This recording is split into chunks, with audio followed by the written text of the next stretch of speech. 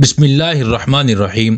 پرانے زمانے کی بات ہے، ملک بغداد میں ایک بہت نیک اور سیدھی سادی بڑھیا رہتی تھی جس کے دو بیٹے تھے۔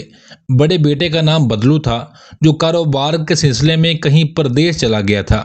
چھوٹے بیٹے کا نام فضلو تھا جو اس کے پاس رہتا تھا، وہی اس کی دیکھ بھال کرتا تھا۔ خدا کا کرنا ایسا ہوا کہ ایک دن فضلو بیمار پڑ گیا۔ بہت علاج معالجہ کرایا لیکن کچھ فائدہ نہ ہوا اور آخر کار وہ اللہ کو پیارا ہو گیا۔ بڑھیا بیچاری پر غم کا پہاڑ ٹوٹ پڑا۔ اب اس کی دیکھ بھال کرنے والا کوئی اور نہ تھا۔ اس نے اپنے پردیسی بیٹے بدلو کو ایک خط لکھا۔ اس خط میں اپنی حالت اور فضلو کی موت کی خبر بھجوائی۔ اس سے پہلے کہ بدلو کی طرف سے کوئی جواب آتا، ایک دن ایک مسافر اس بڑھیا کے پاس آیا اور بولا، دادی اماں میں بہت زور سے آیا ہوں، تھک کر چور ہو چکا ہوں، اوپر سے رات بھی ہونے کو ہے، اگر اجازت دو تو یہ رات میں آپ کے گھر ہی میں ٹھہر جاؤں۔ بڑھیا بولی، آ جاؤ بیٹا، کیا حرج ہے، رات ہی تو رہنا ہے، کون سا گھر اٹھا کر لے جاؤ گے، ویسے کہاں سے آئے ہو تم؟ اس مسافر نے جواب دیا، میں کسی دوسری دنیا سے آ رہا ہوں۔ سرسری طور پر دوسری دنیا سے مراد مسافر کے لمبے سفر کی تھی، لیکن بڑھیا بیچاری جو بہت ہی سادہ تھی اور اس کے دل و دماغ پر بیٹے کی موت کا اثر تھا، اس لیے وہ غور سے اس مسافر کو دیکھنے لگی، کیونکہ اپنے دل کو سمجھانے کے لیے وہ بھی اکثر یہی کہا کرتی تھی کہ اس کا بیٹا اب دوسری دنیا میں چلا گیا ہے۔ مسافر کی زبان سے دوسری دنیا کا نام سن کر فوراً اسے اپنے مرحوم بیٹے کی یاد آ گئی اور ایک سرد آہ بھر کر بولی، بیٹا کیا تم سچ مچ دوسری دنیا سے آ رہے ہو؟ میرا بیٹا فضلو بھی پچھلے ہی مہینے دوسری دنیا میں چلا گیا تھا، کیا وہ بھی تم سے کبھی ملا ہے؟ مسافر جو نہایت ہی چالاک تھا، وہ بڑھیا کی سادگی کو بھانپ گیا اور بولا، وہ فضلو آپ کا بیٹا ہے دادی ماں، میں تو اسے اچھی طرح جانتا ہوں، میں اور وہ ایک ہی کوٹری میں رہتے تھے، بہت اچھا لڑکا ہے فضلو۔ بڑھیا مسافر کے اور بھی قریب آ کر بیٹھ گئی اور حسرت بری نگاہوں سے اس کی طرف دیکھتے ہوئے پوچھنے لگی، کیسا ہے میرا فضلو، کیا کرتا ہے وہاں؟ مسافر بولا، کچھ خاص اچھا نہیں ہے، ابھی تو اسے کوئی ڈھنگ کا کام بھی نہیں ملا، بیچارہ بکریاں چرایا کرتا ہے۔ بڑھیا نے بہت دکھی ہو کر کہا، ہائے ہائے، غضب ہو گیا، میرا بیٹا بکریاں چراتا ہے، بیچارہ مارا مارا چراگاہوں میں پھرتا ہوگا، وہاں بھی آرام نصیب نہیں ہوا بیچارے کو۔ بڑھیا کے دکھ میں اور بھی اضافہ کرنے کے لیے مسافر نے کہا، بالکل دادی ماں، بیچارہ سر جھاڑ مارا مارا پھرتا ہے، کپڑے بھی تار تار ہو چکے ہیں۔ یہ سن کر بڑھیا کا دل بھر آیا۔ بڑھیا نے اس مسافر سے پوچھا، تم کب واپس جاؤ گے بیٹا؟ مسافر نے جواب دیا، ماں جی پرسوں مجھے وہاں پہنچنا ہے۔ بڑھیا کہنے لگی، تو پھر میرا ایک کام کر دو بیٹا، میرے پاس 40 گز کپڑے کا ایک تھان رکھا ہے، تم وہ تھان اور کچھ روپے میرے فضلو کو دے دینا، اور اس کے ساتھ 50 روپے نقد بھی دیتی ہوں۔ مسافر نے رات بڑے آرام سے گزاری۔ صبح ہوتے ہی بڑھیا کا صفایا کر کے چلتا بنا۔ کچھ ہی دنوں بعد بڑھیا کا بڑا بیٹا بھی پردیس سے لوٹ آیا۔ آتے ہی پہلے تو ماں بیٹا دونوں ایک دوسرے سے گلے مل کر خوب روئے، پھر فضلو کی اچانک موت پر افسوس کا اظہار کیا۔ ایک دن باتوں باتوں میں ماں نے اپنے بیٹے کو بتایا کہ بیٹا جب تم نہیں آئے تھے تو دوسری دنیا سے ایک آدمی ایک رات گزارنے ہمارے گھر آیا تھا، اس نے تمہارے بھائی فضلو کے بارے میں مجھے سب کچھ بتایا۔ دوسری دنیا میں وہ آدمی اور فضلو ایک ہی کوٹری میں رہتے ہیں، بتا رہا تھا کہ فضلو ابھی تک تو بکریاں ہی چراتا ہے، بیچارے کے کپڑے بھی پھٹ گئے ہیں، میں نے ایک تھان کپڑا اور 50 روپے نقد فضلو کے لیے اس کے ہاتھ بیچ دیے ہیں۔ بڑھیا کی یہ باتیں سن کر بدلو چونک پڑا۔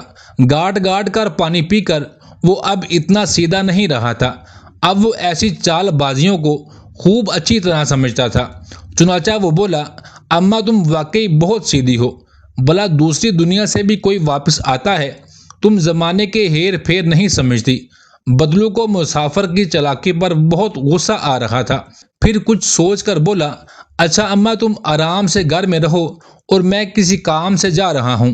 بدلو نے دل میں سوچا کہ ناک کی سیدھ میں چلتا جاؤں گا اور اس وقت تک چلتا رہوں گا جب تک مجھے کوئی اپنی ماں سے زیادہ سیدھا نہیں مل جاتا اور پھر جب تک اس نقصان کو پورا نہ کر لوں گھر واپس نہیں لوٹوں گا۔ یہ سوچ کر وہ ناک کی سیدھ میں چلتا گیا۔ دل ہی دل میں وہ کچھ منصوبے بناتا چلا جا رہا تھا۔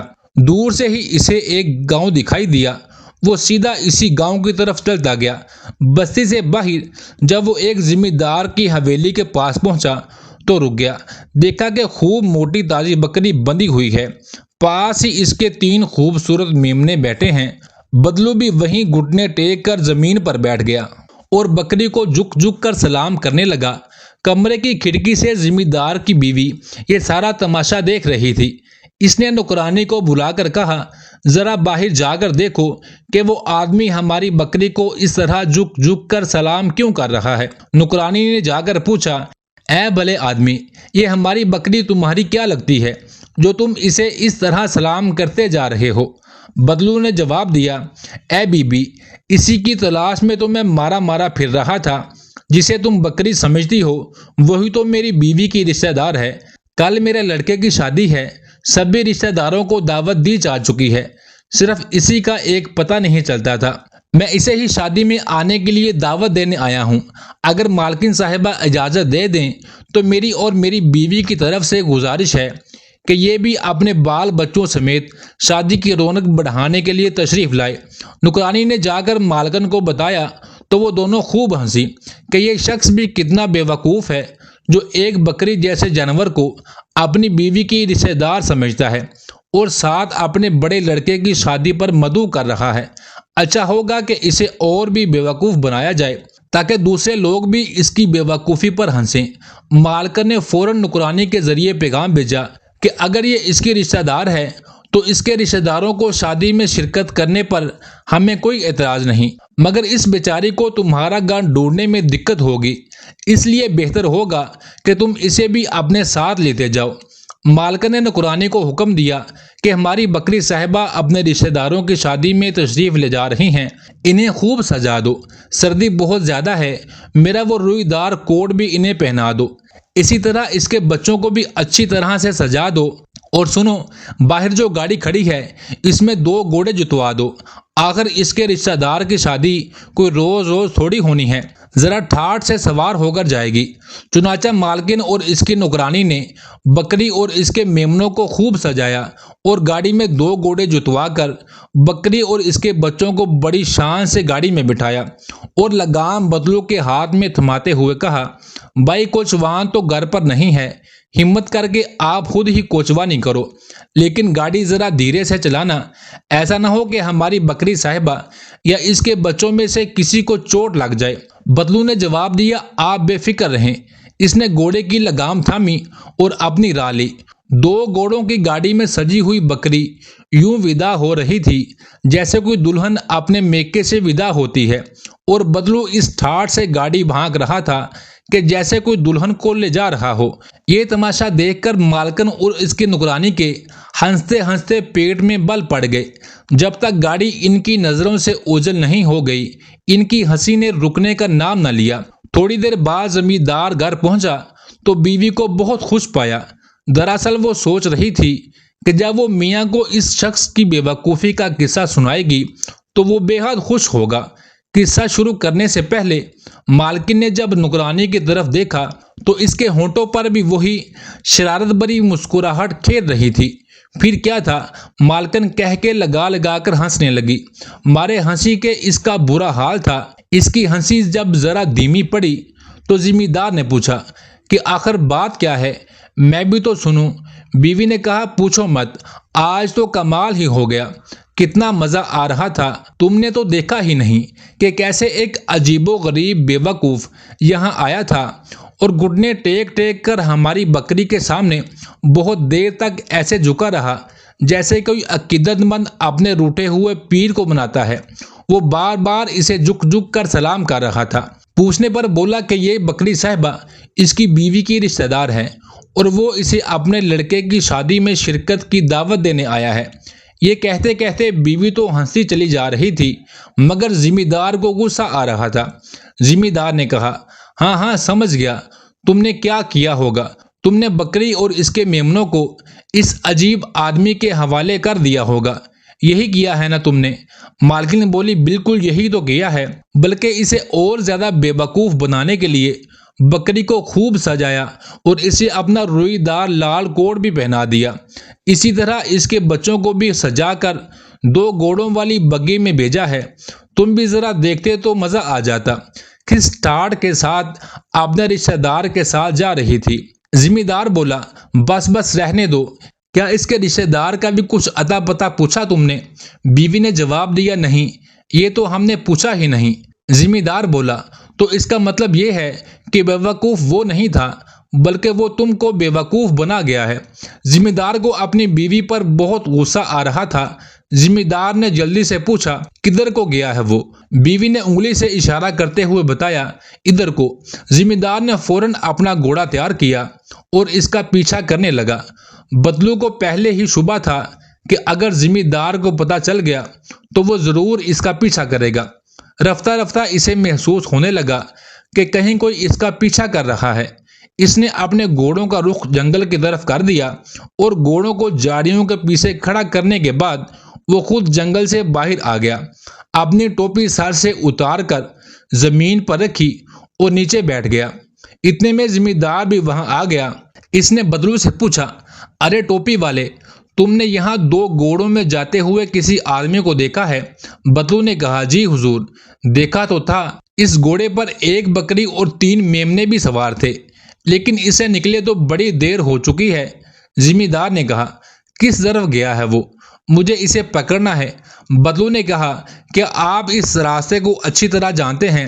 اگر نہیں جانتے تو اسے پکڑنا بہت مشکل ہے، کیونکہ اس راستے پر بہت سے موڑ آتے ہیں اور راستے سے راستہ نکلتا ہے۔ اگر آپ نہیں جانتے تو آپ خود اس راستے پر بھٹک جائیں گے۔ تو ذمہ دار نے خوشامد کرتے ہوئے کہا ارے بھائی، اگر یہ بات ہے تو تم میری مدد کرو، کیونکہ اسے پکڑنا بہت ضروری ہے۔ آ جاؤ، میرے گھوڑے پر بیٹھ جاؤ۔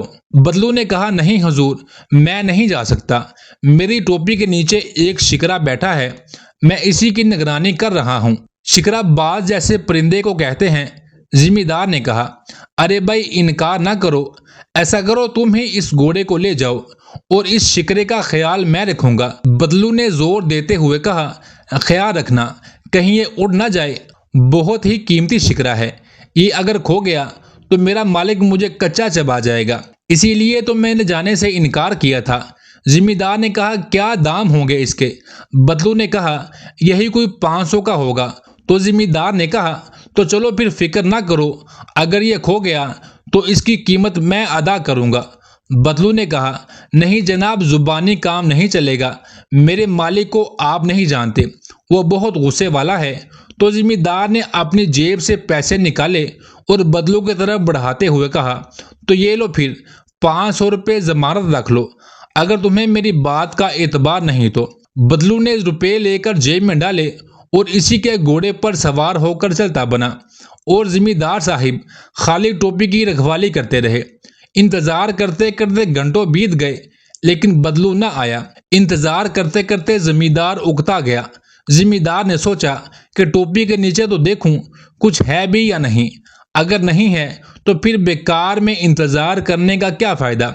پھر اس نے دھیرے دھیرے ٹوپی کو اٹھانا شروع کیا لیکن کچھ بھی نہیں تھا۔ یہ دیکھ کر ذمہ دار زور سے چیخا اور نفرت سے ٹوپی کو دور پھینک دیا۔ سوچنے لگا کہ یہ وہی شخص تھا جس نے میری بیوی کو بے وقوف بنایا اور اب مجھے بھی۔ یہ کہتے ہوئے گھر کی طرف واپس چل پڑا۔ ادھر بدلو بھی 3 خوبصورت گھوڑے، 1 بگی، 1 خوبصورت بکری اور 3 ننھے ننھے میمنوں کو لے کر گھر پہنچ چکا تھا۔ بدلو نے اپنی ماں سے کہا اماں، اب میں یہیں تمہارے پاس ہی رہوں گا۔ میں سوچتا تھا کہ دنیا میں تم ہی سیدھی سادی ہو، لیکن یہاں تو تم سے بھی زیادہ سیدھے سادے لوگ ہیں۔ پھر بدلو نے سارا واقعہ اپنی ماں کو سنایا۔ اس واقعے کے بعد بدلو اور اس کی ماں دیر تک ہنستے رہے۔